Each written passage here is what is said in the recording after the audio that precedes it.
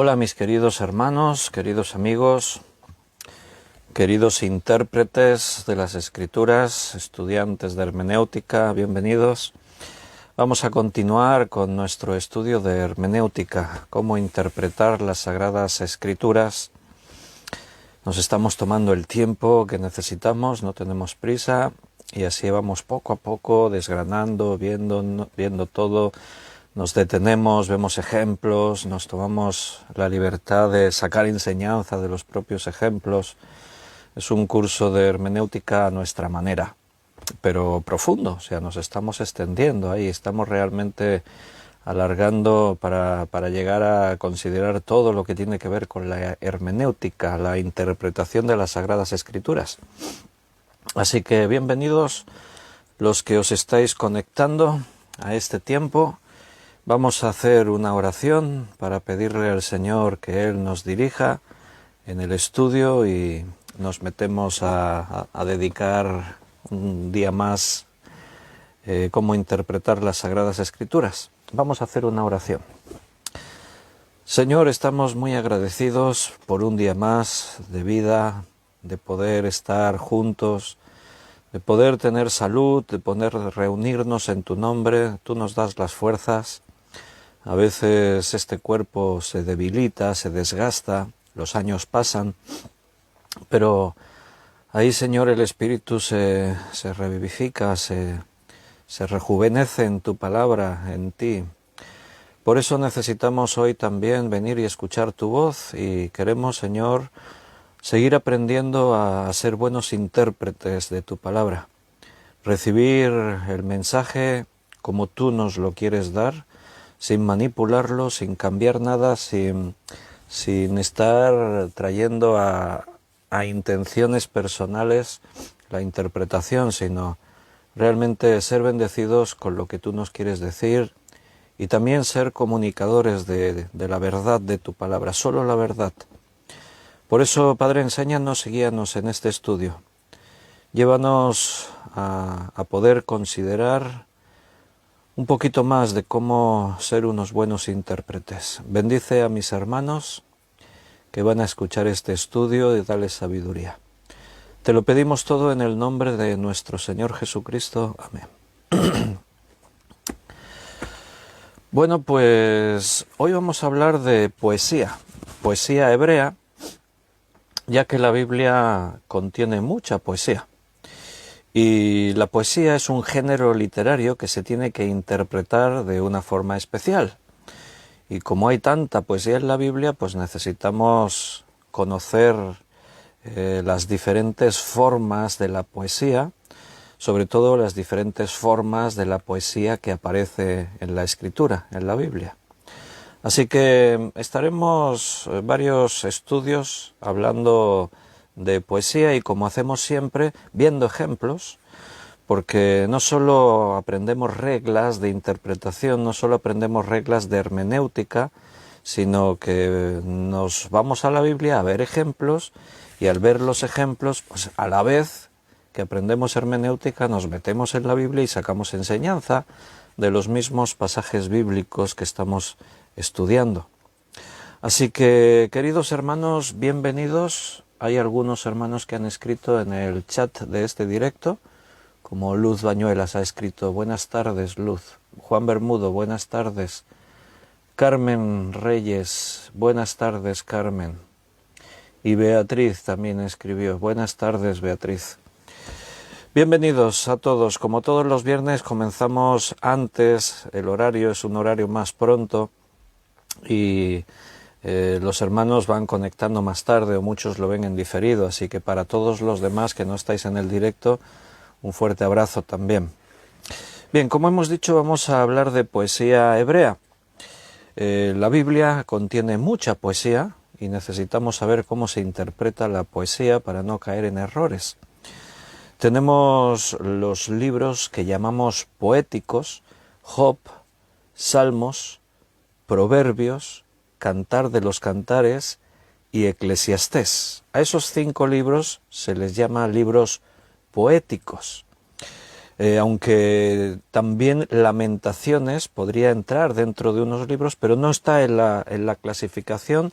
Lamentaciones se cuenta con los libros proféticos, pero también es un libro de poesía, porque la profecía bíblica tiene mucha poesía. Ahora os voy a ir dando algunos datos que a algunos igual le van a sorprender. Mientras más hermanos se conectan. Paco, Rosario, bienvenidos, bendiciones. Hay un contraste, en el Nuevo Testamento no hay tanta poesía. El Nuevo Testamento se centra más en la doctrina. Estamos en otro tiempo, el tiempo de la Iglesia, y según las formas, la historia, el propósito, pues Dios nos llevó que en el Nuevo Testamento no hay tanta poesía. También hay algo de poesía. Por ejemplo, vamos a ver algunos ejemplos, no nos vamos a detener mucho porque hoy vamos a hablar de los diferentes tipos de poesía que aparece como poesía hebrea, estamos mencionando. Tenemos en el Evangelio de Lucas tenemos varios fragmentos de poesía. Por un lado tenemos en el capítulo 1, versículo 46 al 55, el canto de María, una poesía de María. Lucas 1, 46 al 55, esto es poesía. María, después de que recibe la anunciación de que va a quedar embarazada de Jesucristo, el Salvador del mundo, ella escribe este canto, dice: engrandece mi alma al Señor, y mi espíritu se regocija en Dios mi Salvador, porque ha mirado la bajeza de su sierva, pues he aquí desde ahora me dirán bienaventurada todas las generaciones, porque me ha hecho grandes cosas el poderoso, santo es su nombre, y su misericordia es de generación en generación, a los que le temen. Hizo proezas con su brazo, esparció a los soberbios en el pensamiento de sus corazones, quitó de los tronos los poderosos y exaltó a los humildes, a los hambrientos colmó de bienes y a los ricos envió vacíos.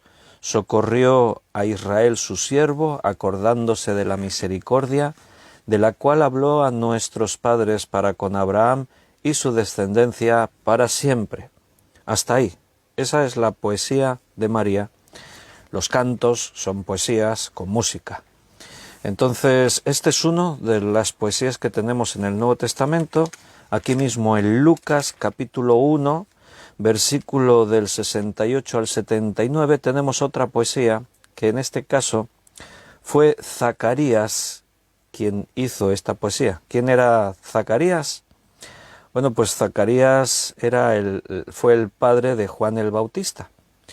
Y cuando el Señor le reveló lo que iba a ser en el nacimiento de Juan, lo que iba a significar Juan en su venida al mundo para preparar el camino de Jesucristo, el camino del Señor, Zacarías hizo esta poesía, este canto. Zacarías en Lucas 1, 67, y Zacarías su padre fue lleno del Espíritu Santo y profetizó diciendo, ahí comienza la poesía de Zacarías: bendito el Señor Dios de Israel, que ha visitado y redimido a su pueblo, y nos levantó un poderoso Salvador en la casa de David su siervo, como habló por boca de sus santos profetas que fueron desde el principio, salvación, y así continúa todo este canto, esta poesía. También es Lucas, en el capítulo 2, versículo 29 al 32, en el que aparece otra poesía, y en este caso es la poesía de Simeón.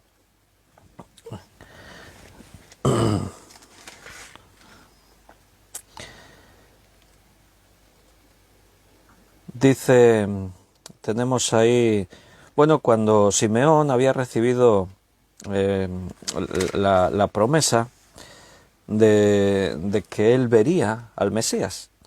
Y entonces cuando José y María traen al niño al templo para presentarlo, entonces Simeón tomó al niño, a Jesús, en los brazos, y entonces dijo esta poesía.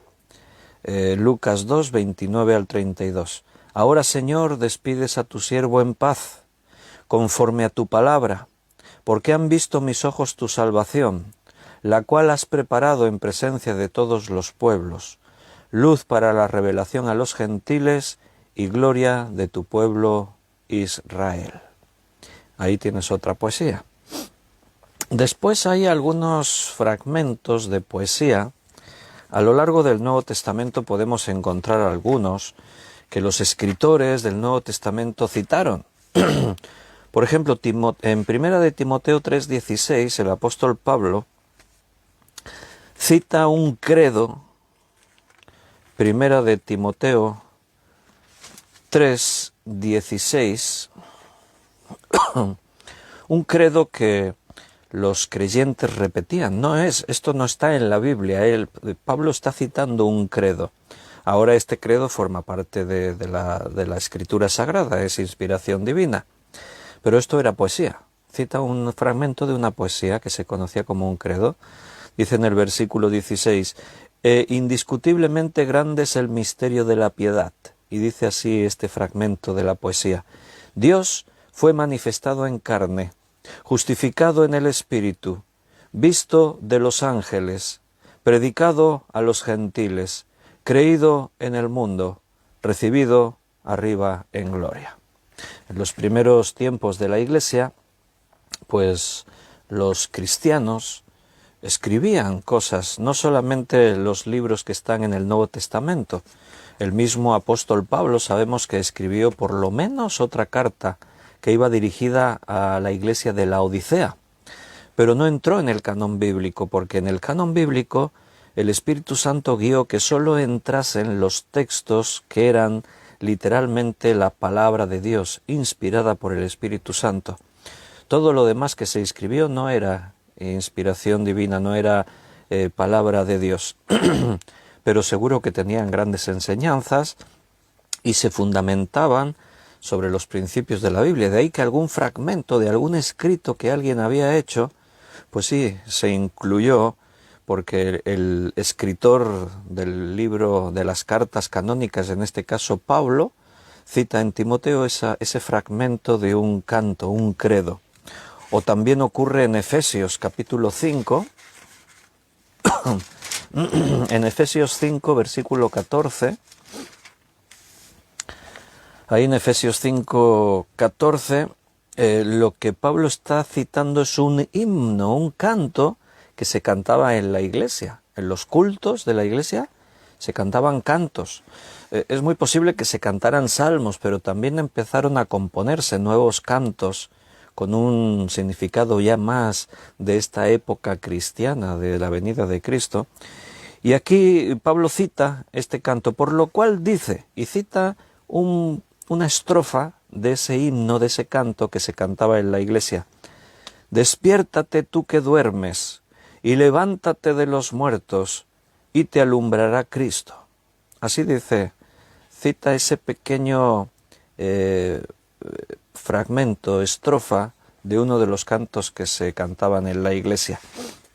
En Apocalipsis hay diferentes fragmentos de poesía. Es el de los libros del Nuevo Testamento, es uno que tiene ahí salpicado por aquí por allá algunos fragmentos de poesía. Pero nos vamos a ir al Antiguo Testamento porque es donde la poesía hebrea es muy significativa y es muy importante de saber de qué va todo esto de la poesía para después cuando interpretamos la Escritura. Piensa que la tercera parte del Antiguo Testamento es poesía. O sea, todo el Antiguo Testamento, si lo dividimos en tres partes, la tercera parte es poesía. Perdón, no os lo estoy diciendo bien. De cuatro partes, la tercera parte es poesía. O sea, una gran cantidad del Antiguo Testamento es poesía. Antes hemos citado que tenemos los 5 libros que se consideran poéticos. Salmos, Job, Salmos, Proverbios, Cantar de los Cantares y Eclesiastés. A esos 5 libros se le llaman poéticos en la clasificación. Tenemos el Pentateuco, 5 libros, Génesis, Éxodo, Levítico, Números y Deuteronomio. Tenemos los libros históricos, y ahí es donde acaba Éxodo, que también tienen historia, el Pentateuco, pero se dividen así, Pentateuco, 5 libros, que son los libros que escribió Moisés. A continuación, Josué, Jueces, Ruth, así con todos los libros que vienen a continuación, los libros dobles, Proverbios, Reyes, etcétera, Esdras, Nehemías, Esther, todos esos son los libros históricos. Después tenemos los libros poéticos, ahí en medio tenemos los libros poéticos, 5 libros, y después tenemos los profetas. Esa es la forma temática en la que se divide la biblioteca del Antiguo Testamento. Pero poesía no solo hay en los 5 libros poéticos. Ya hemos dicho, Lamentaciones es prácticamente todo poesía, pero se cuenta como profetas, porque la escribe Jeremías y está ahí dentro, en medio de los profetas mayores, Isaías, Jeremías, Lamentaciones, y después tenemos los otros 2, Ezequiel y Daniel. Muy bien, piensa que, por un lado, los libros poéticos, todo lo que contienen no es 100% poesía. Salmos sí, Proverbios también, pero por ejemplo Job nos cuenta historia, la historia de un hombre, y está escrita en forma de poesía. Prácticamente todo el libro de Job es poesía. Job tiene 42 capítulos. Solamente de los 42 capítulos que tiene Job, solamente 48 versículos no están escritos en forma poética. Todo lo demás es poesía. Eclesiastés, no todo Eclesiastés está escrito en forma poética. El 55% del libro de Eclesiastés es poesía, el otro 45% no. Ahora bien, tú sabes que en los libros proféticos, por ejemplo, hay mucha poesía. ¿Cuánta poesía dirías que hay? Si tuvieras que dar un porcentaje, un 10%, un 20%, si tuvieras que decir cuánta parte de los libros proféticos, profetas mayores, profetas menores, Lamentaciones, ¿cuánta parte de los libros proféticos dirías que es poesía? Bueno, no sé si alguien se anima a escribir o a imaginarlo. Si no te da tiempo a escribir, piénsalo. ¿Cuánto dirías en tu mente? ¿Un 10%, 20%, un 30%? Más, tienes que decir más. ¿Un 40%? Más. El 45% de los libros proféticos es poesía. O sea, fíjate. Por eso decíamos que la tercera parte del Antiguo Testamento es poesía. Es lo que más hay en el Antiguo Testamento, poesía. Y la poesía es fácil reconocerla, porque cuando tú ves cómo están escritos, por ejemplo, los Salmos, no es un texto corrido, sino que son frases. Se escribe una frase, una coma, otra frase, una coma, aunque el texto continúa, pero se separe de esta forma porque eso es poesía.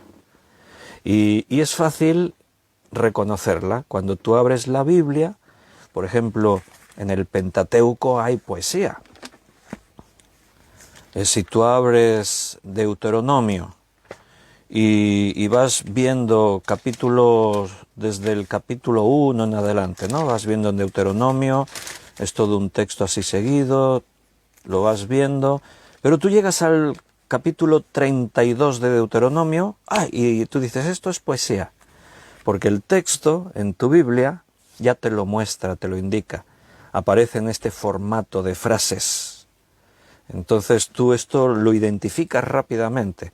En este caso sería un canto que Moisés hizo, el cántico de Moisés. Y entonces la forma de hablar es poesía. Escuchad cielos y hablaré, y oiga la tierra los dichos de mi boca. Goteará como la lluvia mi enseñanza, destilará como el rocío mi razonamiento, como la llovizna sobre la grama, y como las gotas sobre la hierba. Y entonces ahí tenemos poesía. La poesía es muy fácil reconocerla, pero es más difícil definirla, porque no todo es la misma clase de poesía, hay diferentes formas de poesía.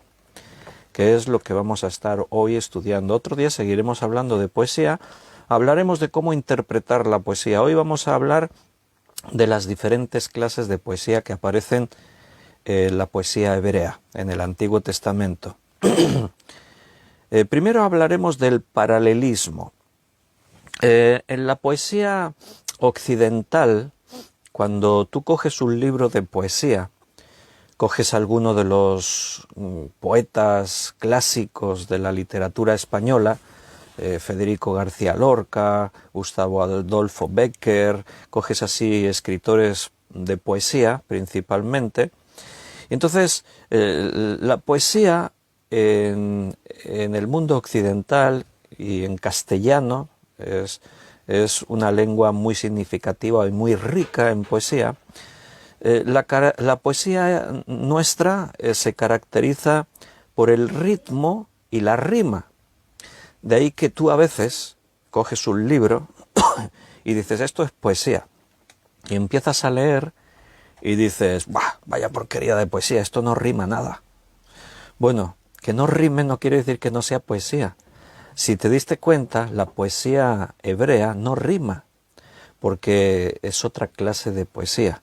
En la literatura universal, la poesía se clasifica en diferentes formas. Por eso vamos a ver los diferentes tipos de poesía que hay en la Biblia. La más habitual, la que se caracteriza así, más corriente, es por el ritmo y la rima. Por ejemplo, del Romancero gitano de Federico García Lorca, un párrafo. ¿Qué es aquello que reluce por los altos corredores? Cierra la puerta, hijo mío, acaban de dar las 11. Eso es poesía de la literatura española, un clásico del Romancero gitano, y entonces tú ves que se caracteriza por el ritmo y por la rima.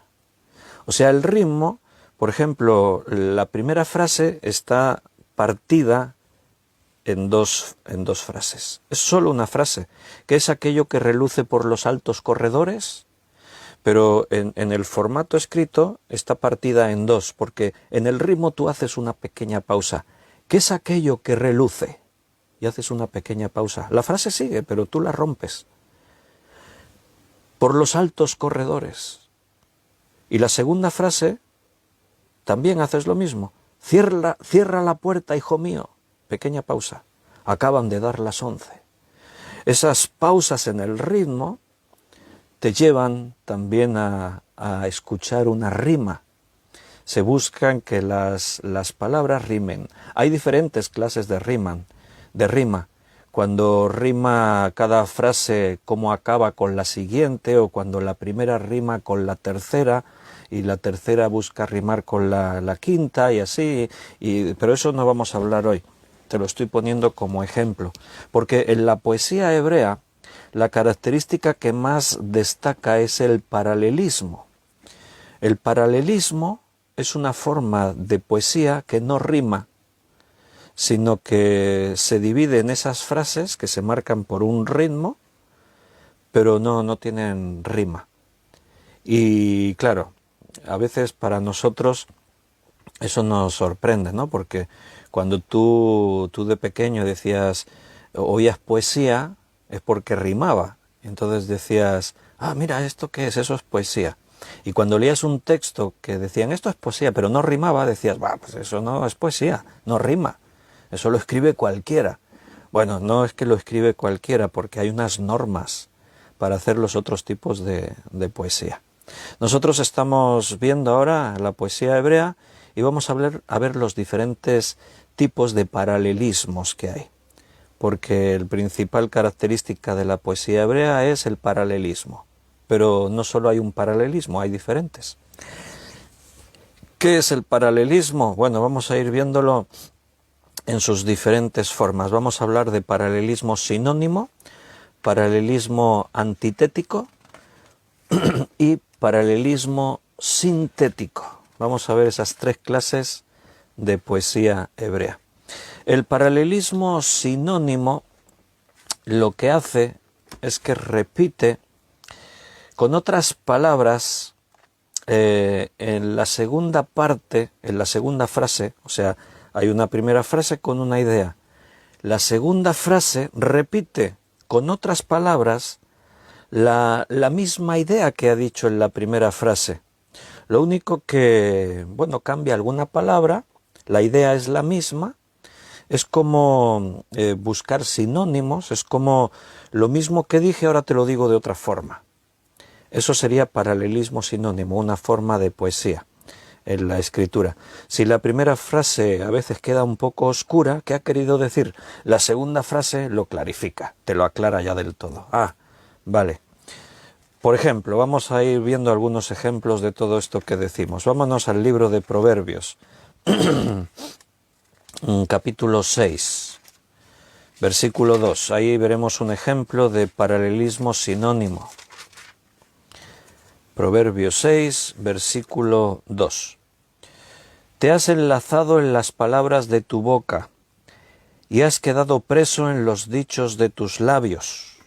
Bien, eso es paralelismo sinónimo. Poesía hebrea, paralelismo sinónimo. ¿Notas lo que decíamos? El autor repite la misma idea de la primera frase en la segunda frase con otras palabras. En este caso está hablando, no hemos leído la primera parte, dice, hijo mío, si salieres fiador por tu amigo, y ahora viene la poesía sinónima, el paralelismo sinónimo, si has empeñado tu palabra a un extraño, entonces, ¿qué quiere decir? Bueno, pues que a veces tú dices, bueno, yo te voy a fiar. Hoy en día, esto ya en el antiguo Israel se hacía, pero hoy en día se hace legalmente. O sea, un amigo tuyo viene y te dice, amigo, oh, que eres el mejor amigo del mundo, eres tan bueno, tan simpático, tan inteligente, te está haciendo la pelota porque te quiere pedir algo. Entonces te dice, mira, es que voy a pedir un préstamo al banco para comprarme un coche y no reúno suficientes garantías y necesito un fiador. Tú que eres la mejor persona del mundo y el más amable, ¿me harías de fiador? Y entonces tú, pues como te ha estado diciendo tantas cosas bonitas, sin pensarlo, dices, sí, claro, no, yo te avalo. Bueno, ¿has pensado bien lo que estás haciendo? ¿A quién estás avalando? ¿Es de fiar? ¿Cumplirá sus pagos? Porque ¿qué implica que tú seas un fiador? Tú vas a ir al banco y vas a firmar un documento en el que dice que si tu amigo deja de pagar un mes, te lo van a cobrar a ti. Eso es lo que significa ser fiador. Muchos avalan cosas sin pensar en lo que... Y aquí la enseñanza del proverbio. Entonces, la poesía, versículo 2 que hemos leído. Paralelismo sinónimo. La primera frase dice, te has enlazado con las palabras de tu boca y has quedado preso en los dichos de tus labios. Entonces la primera frase da una idea, la idea es que cuando tú te has comprometido a algo has quedado enlazado, y la segunda dice has quedado preso en los dichos de tus labios, tus palabras te llevan a una obligación, a un compromiso. ¿Se capta lo que es paralelismo sinónimo en poesía? Lo que dice la primera frase, el autor lo repite en la segunda frase con otras palabras, pero es la misma idea, la misma enseñanza. Vamos a ver otro ejemplo más antiguo para que veas que ya hay poesía desde el comienzo en la Biblia, en Génesis capítulo 4. En los primeros moradores de la tierra ya había poesía. Interesante.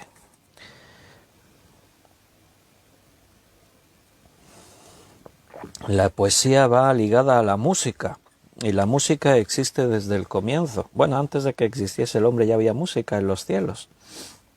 Aquí en Génesis 4, versículo 23, es Lamec, uno de los primeros descendientes de Adán, el que hace esta poesía.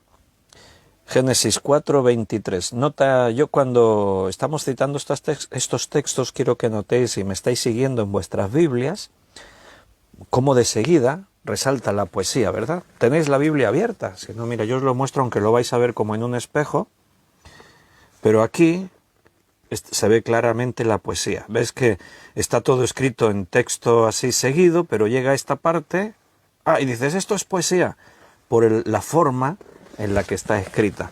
Por eso antes os decía que reconocer la poesía en la Biblia es muy fácil, lo difícil es identificarla. ¿Qué clase de poesía es? Estamos viendo poesía, paralelismo, sinónimo. Y aquí dijo Lamec a sus mujeres, Ada y Zilda, oíd mi voz.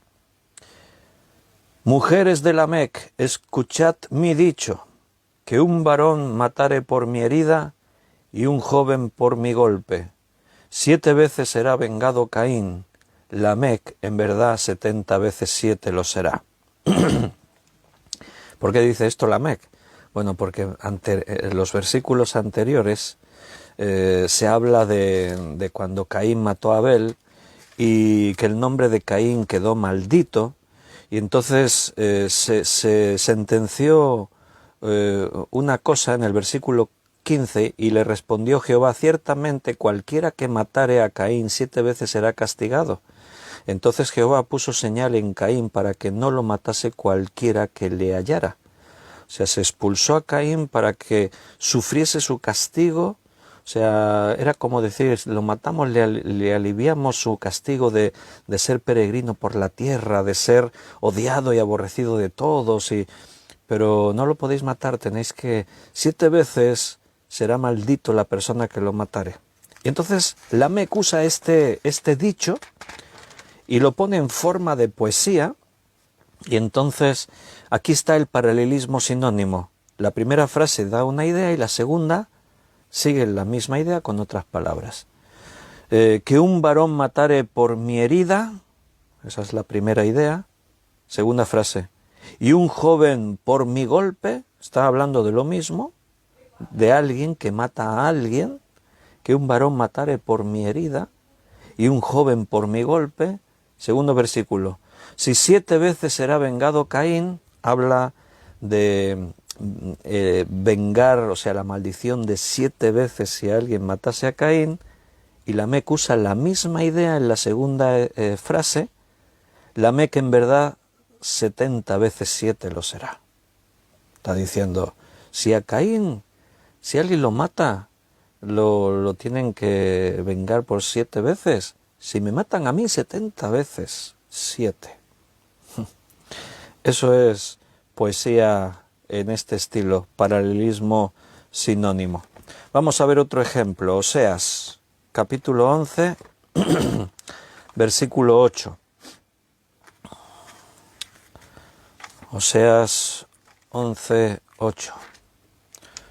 Oseas es uno de los profetas menores, pero este se encuentra fácil. Lo digo porque algunos se pierden ahí con los profetas menores. Libros pequeñitos, en la inmensidad del Antiguo Testamento, pero Oseas, como es el primero y es un poquito más largo, se encuentra fácil. Oseas 11:8 dice, ¿cómo podré amonestarte, oh Efraín? ¿Te entregaré yo, Israel? ¿Cómo podré yo hacerte como Adma o ponerte como Zeboim? Mi corazón se conmueve dentro de mí, se inflama toda mi compasión. Bien, aquí hay una dificultad añadida, porque antes os he dicho que el 45% de los libros proféticos es poesía, pero los traductores al traducir no lo han puesto en ese formato que yo antes os decía, mira, de seguida que tú ves la forma de texto identificas, esto es poesía, aquí no. En general no en los libros proféticos, porque es profecía y entonces no han tomado esa norma, pero aquí está la profecía y sí que se ven bien definidas las frases, esa doble frase que se va repitiendo. La primera frase tiene una idea, la segunda frase refuerza la idea de la primera con otras palabras.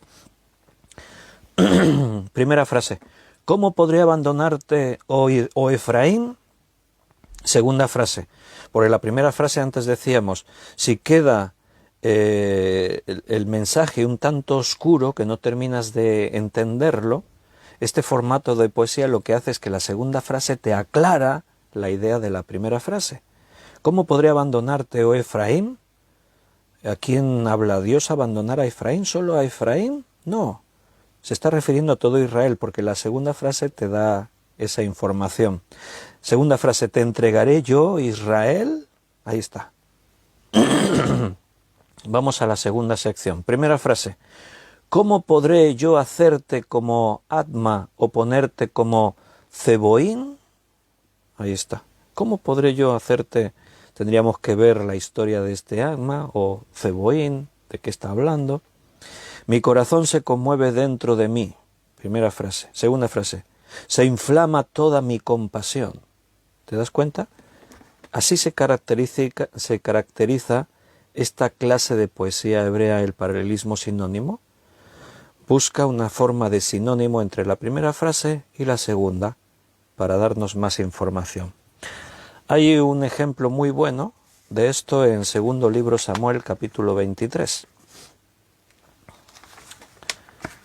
Segundo libro de Samuel, capítulo 23, versículo 2 y 3. Segundo libro de Samuel, 23.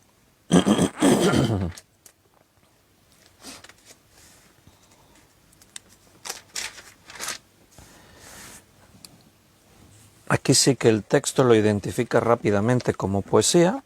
Está escrito en ese formato, son las últimas palabras de David. Y dice versículo 2 y versículo 3. El Espíritu de Jehová ha hablado por mí. Primera frase. Una idea. El Espíritu de Jehová ha hablado por mí. Ahora fíjate la segunda frase, cómo refuerza la idea de la anterior. Y su palabra ha estado en mi lengua. ¿Notas? El Espíritu de Jehová ha hablado por mí. Segunda frase. Y su palabra ha estado en mi lengua. Siguiente párrafo. Siguiente estrofa, mejor dicho. El Dios de Israel ha dicho, me habló la roca de Israel. Habrá un justo que gobierne entre los hombres, que gobierne en el temor de Dios. ¿Notas? Ahí vuelve a aparecer. Primera frase, el Dios de Israel ha dicho. Segunda frase, que refuerza ya esta idea. Me habló la roca de Israel. ¿Quién es la roca? Ahí aparece en mayúscula. Según Moisés, cuando escribe de la roca, dijo, porque la roca es Jehová, la roca es Cristo. Dice ahora Pablo en el Nuevo Testamento. Entonces utiliza esa forma sinónima. La primera frase, el Dios de Israel ha dicho. Segunda frase, me habló la roca de Israel. Siguiente, la primera frase, habrá un justo que gobierne entre los hombres. Un justo que gobierne entre los hombres. Segunda frase, que gobierne en el temor de Dios. ¿Se entiende? ¿Se nota cómo la primera frase da un mensaje, la segunda frase refuerza ese mensaje? Pues así, esta clase de poesía. Normalmente, esta forma de poesía no trata temas teológicos que requieren ser interpretados así de una forma especial, normalmente, pero a veces sí. Estos que hemos leído nosotros no contenían doctrina, no contienen teología propiamente dicha, entonces es más enseñanza de la vida cristiana, pero a veces sí nos encontramos con poesía que contiene doctrina y ahí sí que es muy importante identificar la poesía para poder interpretar correctamente. Por ejemplo, el Antiguo Testamento hace un énfasis en Dios Padre. Se habla de Jehová como Dios Padre, y no se distingue a las tres personas de la Trinidad así de una forma muy específica. No se habla del Dios Hijo, no se habla del Dios Espíritu Santo, no se hace una clara diferencia así como en el Nuevo Testamento la doctrina de la Trinidad está más distinguida, más desarrollada. En el Antiguo Testamento no. Y esto tiene un porqué, hay un motivo de que esto sea así. Piensa que Israel está rodeado de naciones idólatras que tienen muchos dioses. Para ellos es muy normal no tener un solo dios. Eran naciones politeístas, tenían muchos dioses. Entonces, si los judíos hubiesen hablado de tres personas con las características de la deidad, si hubiesen hablado de nuestro Dios el Padre, de nuestro Dios el Hijo, de nuestro Dios el Espíritu Santo, las naciones que les rodeaban no habrían entendido bien el concepto y habrían pensado que los hebreos tienen 3 dioses. Pues tenéis un Dios que es Espíritu Santo, tenéis un Dios que es el Hijo, el Mesías, tenéis un Dios que es el Padre, tenéis 3 dioses. Claro, es un concepto un tanto complejo que nosotros definimos en la doctrina y decimos solo tenemos un Dios, no tenemos varios dioses, tenemos solamente un Dios. Dios es uno en 3 personas. ¿Por qué los 3 son uno? Claro, no todo el mundo entiende esto y las naciones que tienen muchos dioses, menos, no lo entienden. Por eso en el Antiguo Testamento el énfasis cae sobre el Padre. Ahora bien, en esta forma de poesía, de paralelismo sinónimo, aparece el concepto de la Trinidad. Y entonces ahí podemos sacar la enseñanza de deducir que el Dios Trino, Padre, Hijo y Espíritu Santo, está presente a lo largo de todo el Antiguo Testamento.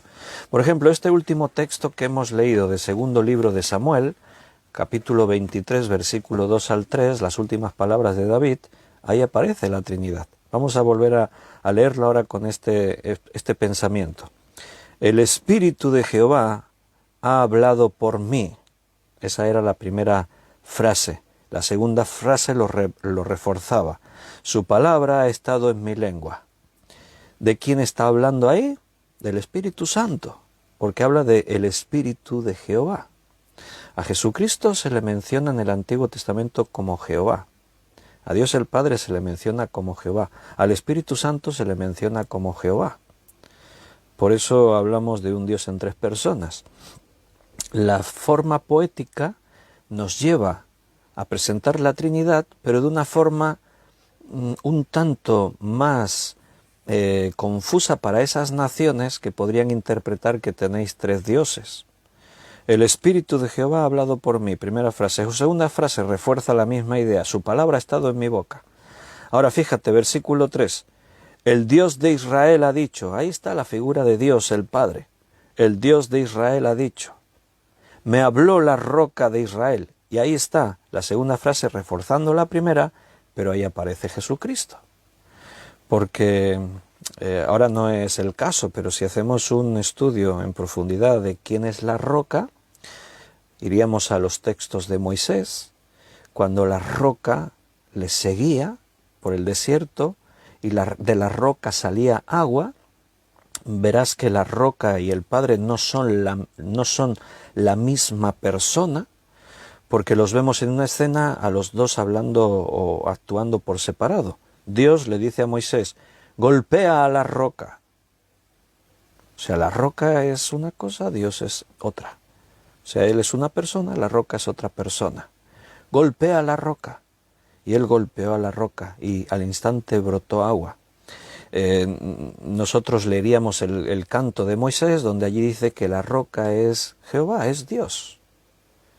¿Y cómo puede ser Dios si Dios es el que está hablando y a la vez le dice golpea la roca? Es otro concepto que está allí delante de Moisés. Una roca diría es una cosa, pero en este caso no es una cosa, es una persona. La forma es la roca y todo esto no deja de ser en parte un misterio para nosotros, cómo se veía exactamente esa roca. Tendrían que haber grabado un vídeo y habernoslo enviado, o sea, pasado en el tiempo hasta nosotros, pero aún no se había inventado lo de grabar vídeo. Pero si ahora vamos al Nuevo Testamento, vemos allí que el apóstol Pablo dice, y la roca que le seguía era Cristo. Y ahora vemos que en otro texto Cristo mismo dice, sobre esta roca, refiriéndose a sí mismo, edificaré mi iglesia. Y entonces así ampliaríamos toda esa enseñanza, iríamos a Pedro también que habla de la roca o la piedra angular que es Jesucristo, y etcétera, etcétera, etcétera. Entonces, en este versículo, en estos 2 versículos, 2 y 3, ahí aparece la Trinidad y es literatura poética. Exactamente paralelismo sinónimo, porque hace esta doble reafirmación. Aquí mezcla a la Trinidad como dos personas distintas, pero hablando de un mismo Dios. En versículo 2 del Espíritu Santo y en el versículo 3, el Dios de Israel ha dicho. Y la segunda frase refuerza la primera, pero a la vez nos está mostrando a la Trinidad. El Dios de Israel es el Padre. Me habló la roca de Israel. Y ahí está Cristo también hablando. Una roca que habla. Nota que no solamente es una idea de Pablo en el Nuevo Testamento, la roca que le seguía. No, Moisés ya escribe que la roca es Dios. El mismo rey David habla de la roca como la roca me habló. Bueno. Bien, esa es una clase de poesía hebrea. Paralelismo sinónimo. Vamos a ver la siguiente. Paralelismo antitético. Antitético. ¿Qué quiere decir esto?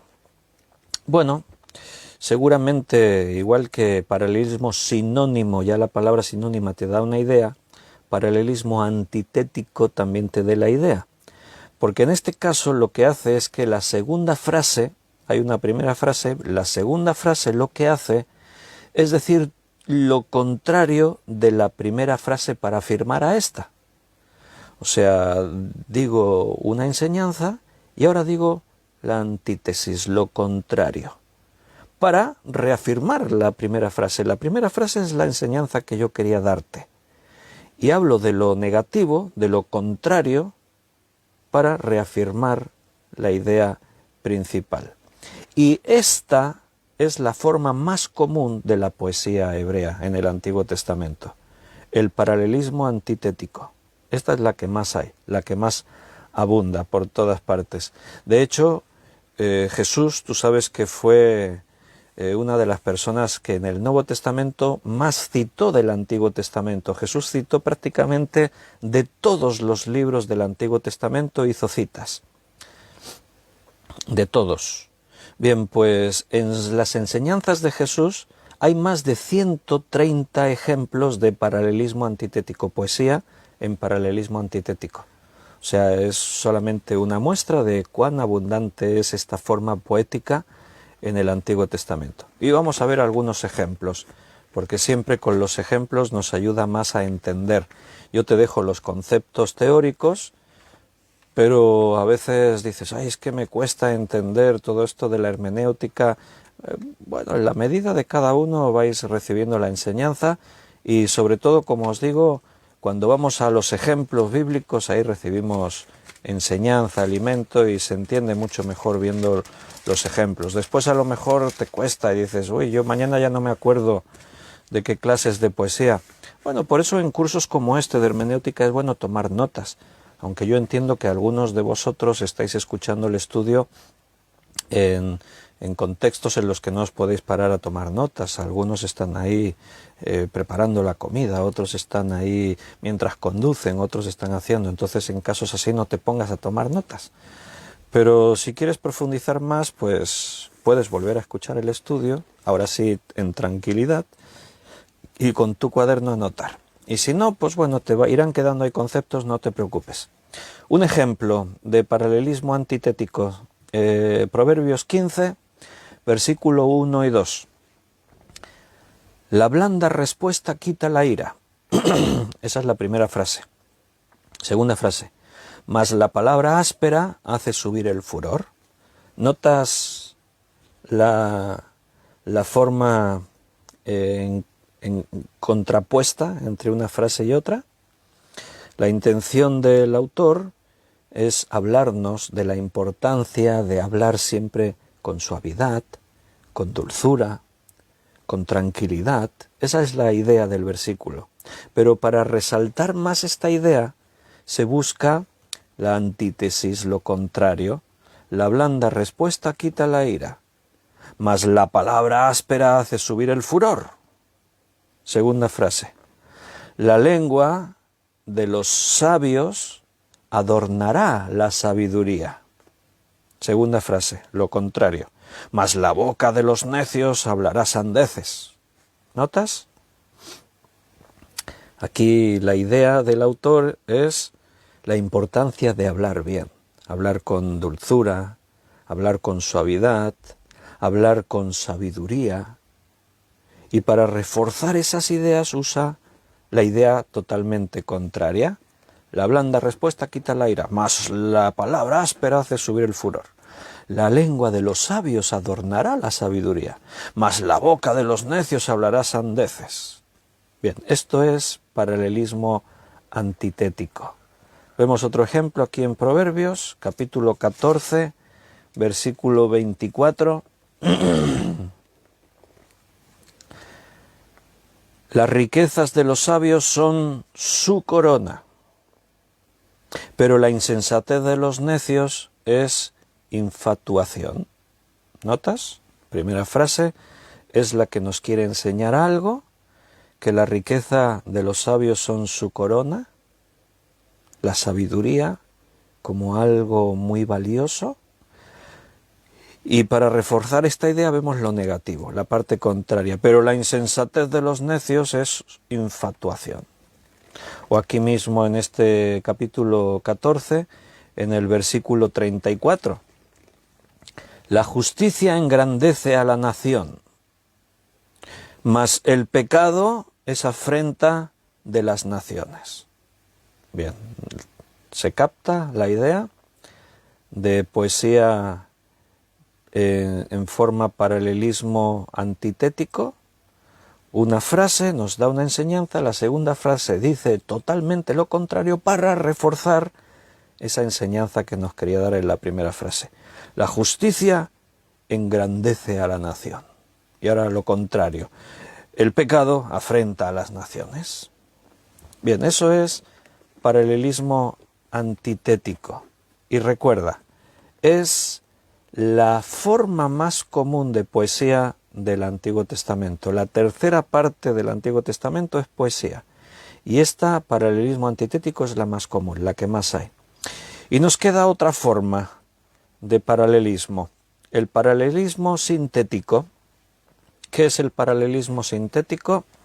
Bien, el pensamiento de la primera frase es desarrollado o ampliado en las frases siguientes. De ahí que para que una poesía esté en este formato de paralelismo sintético es necesario que mínimo haya 3 frases. Una primera frase y 2 frases para desarrollar la idea de la primera. Eso sería la poesía hebrea en este formato de paralelismo sintético. El pensamiento de la primera frase va a ser desarrollado o ampliado en las frases sucesivas y se va a ir añadiendo información adicional. Todo parte de una idea, pero en las siguientes frases se desarrolla esa idea, aportando más información, desarrollando lo que se ha dicho, ampliando más conceptos, así se hace.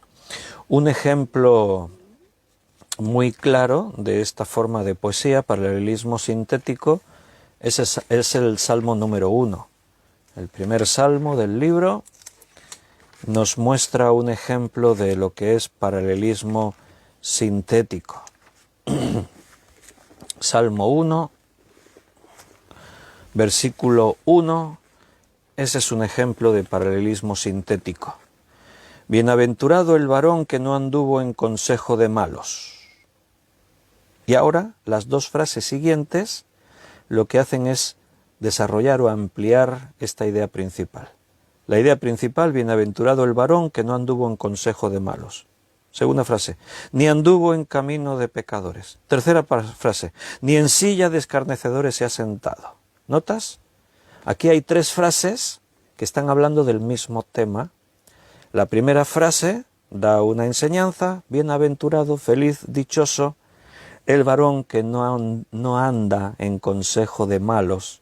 Y las 2 frases siguientes refuerzan esta idea, la amplían, la desarrollan, aportan información complementaria.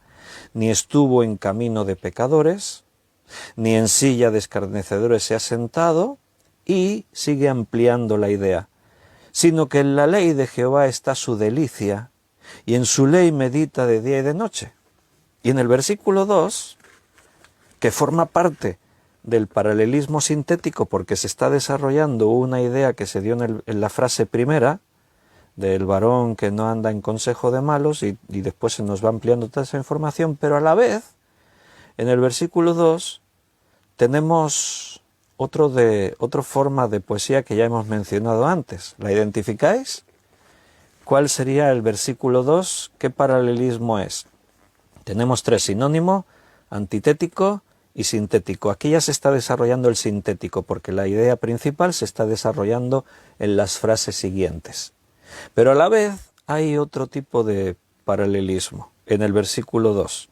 Sino que en la ley de Jehová está su delicia. Esa es la primera frase. Segunda frase: y en su ley medita de día y de noche.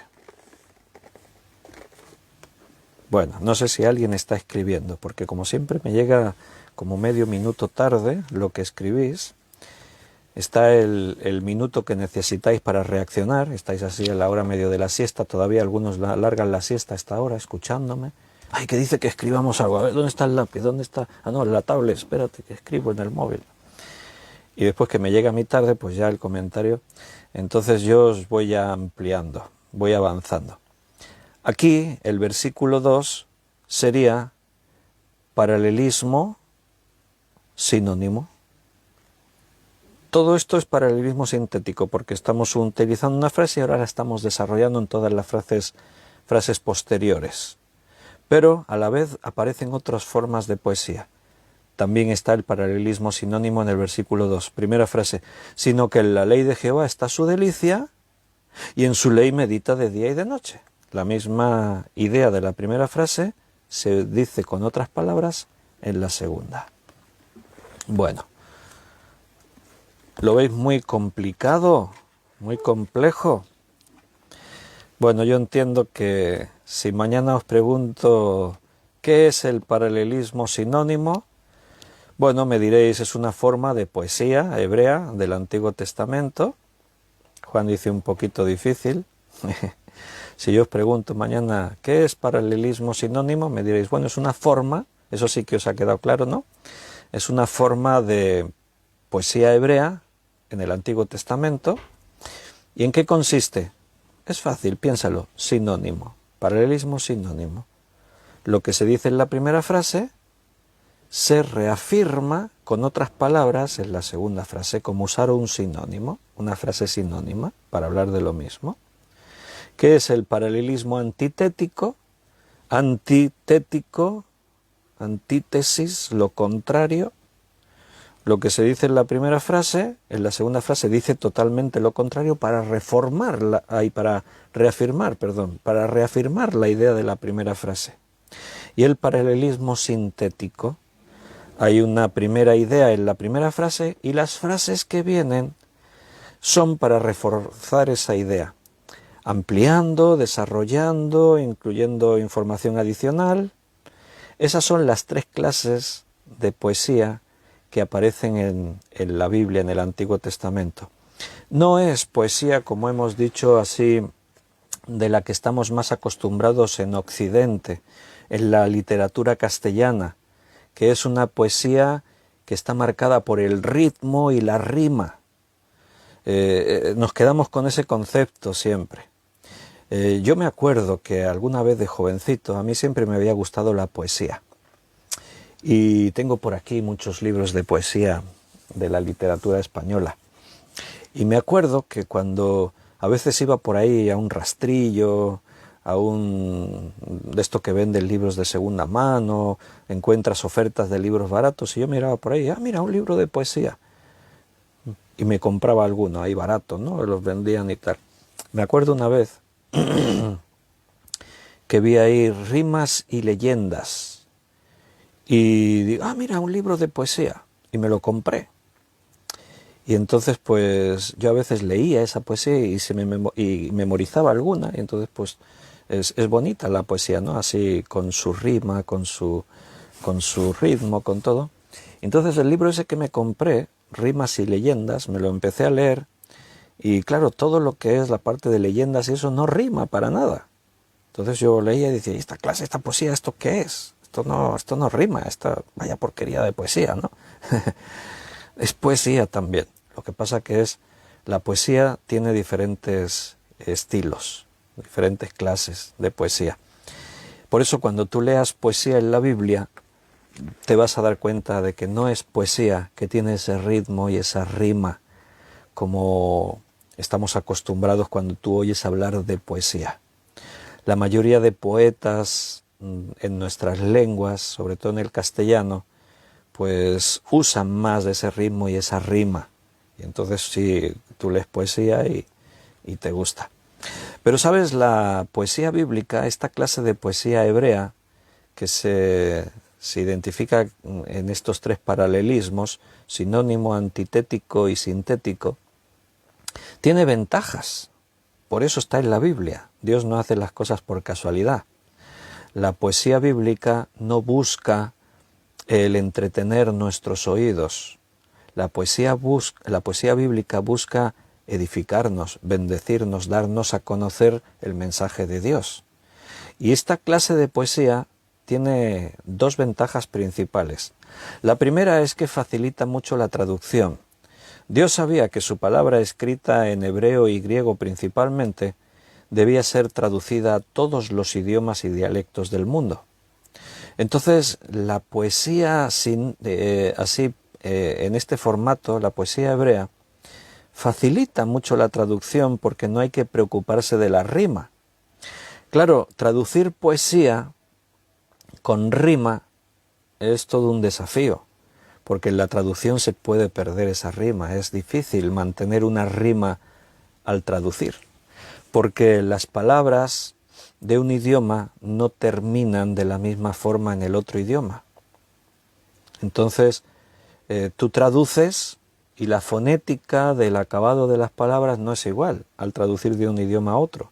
Si tú tienes que traducir poesía que rima y al traducirla tienes que buscar la rima, eso es una tarea dificilísima, porque entre todos los sinónimos que cada palabra puedas utilizar en la traducción, tendrías que ir buscando algunas que rimen, darle el orden, porque el orden en el que se escriben las palabras en un idioma, por ejemplo en el inglés, al traducirlo al castellano, el orden de las palabras cambian. Entonces hubiese sido complicadísimo si la poesía de la Biblia estuviese en esa forma de rima. Traducir eso habría sido muy difícil, porque no solo por perder la rima, es que la esencia seguramente se perdería, y eso es muy complejo. Y otra ventaja de que la Biblia esté escrita en este tipo de poesía es que se presta mucho más a clarificar el significado. O sea, nos lleva a un mejor entendimiento. El traductor no se tiene que preocupar tanto en que esto es poesía y la frase, a ver el significado, lo que dice, porque la propia forma en la que está hecha esa poesía hace que sea más fácil encontrarle el significado. Por ejemplo, aquí en el paralelismo sinónimo. O sea, ahí tienes una idea. Y si esta idea quedó un poco oscura, ¿qué quiere decir exactamente? La segunda frase te muestra la misma idea con otras palabras. Sin duda eso te ayuda muchísimo a la hora de entender el mensaje de lo que estamos recibiendo ahí en su palabra. Bueno, queridos hermanos, lo vamos a dejar hoy aquí por hoy. No os quiero atragantar más con literatura, poesía, pero creo que estáis aquí porque tenéis hambre de la palabra de Dios. Y esto son cosas pues que no se suelen enseñar a lo mejor en un estudio bíblico en la iglesia o en una predicación del domingo, y son cosas que necesitamos saber. Ahora, si no lo sabíais, igual algunos sí, pero ahora ya sabéis que la tercera parte del Antiguo Testamento es todo poesía, que el 45% de los libros proféticos son poesía. ¿Sabíais eso? Muy importante, ¿eh? Y que la poesía... ¿Por qué no rima la poesía de la Biblia? Bueno, pues ya lo sabéis, porque hay diferentes clases en la literatura poética y diferentes clases de poesía. Y ahora ya hemos visto que la poesía hebrea se caracteriza en estas tres formas, que son paralelismos. El paralelismo sinónimo, el paralelismo antitético y el paralelismo sintético. Ahora tú ya sabes que por lo menos sabes eso. Identificar la poesía en la Biblia es fácil. Ahora, saber qué clase de poesía es más difícil, pero ahora ya hemos asentado una base. La próxima vez que hablemos de esto te quedará más el concepto. Lo que vamos a hacer en las próximas clases de hermenéutica es estudiar cómo se interpreta la poesía. Es muy importante, porque tenemos mucha poesía en la Biblia, en el Antiguo Testamento, y al ser un lenguaje poético se tiene que interpretar de una forma determinada. Así que tenemos que aprender cómo interpretar poesía, pero eso será el próximo día. Yo ahora mismito ya me tengo que preparar para irme a dar una clase de seminario. Ahí están los alumnos del seminario, alguno hay por aquí que ya ahora también al terminar se tiene que preparar para irse ya para la iglesia. Nos reunimos ahí en la iglesia como seminario y estamos este trimestre estudiando Hebreos, ahí estaremos. Queridos hermanos, pues un abrazo muy fuerte. Deseo que seáis edificados y que estos temas de hermenéutica, que son a veces difíciles porque tienen muchos conceptos así técnicos, de palabras de esos, pues intento traerlo de una forma sencilla y de que esté al alcance de todos y que no sea solamente adquirir conceptos, sino que nos enriquezcamos con la Biblia, la palabra de Dios, a la vez que adquirimos esos principios hermenéuticos para siempre interpretar la Biblia de la forma exacta, correcta, porque es la verdad para nuestras vidas. Mañana es sábado, así que a las 9 de la noche os espero por aquí. Estaremos otra vez en directo para seguir estudiando la palabra de Dios. Recibid un fuerte abrazo de mi parte y mañana estaré impaciente para volver a veros a todos. Hasta mañana, si Dios quiere.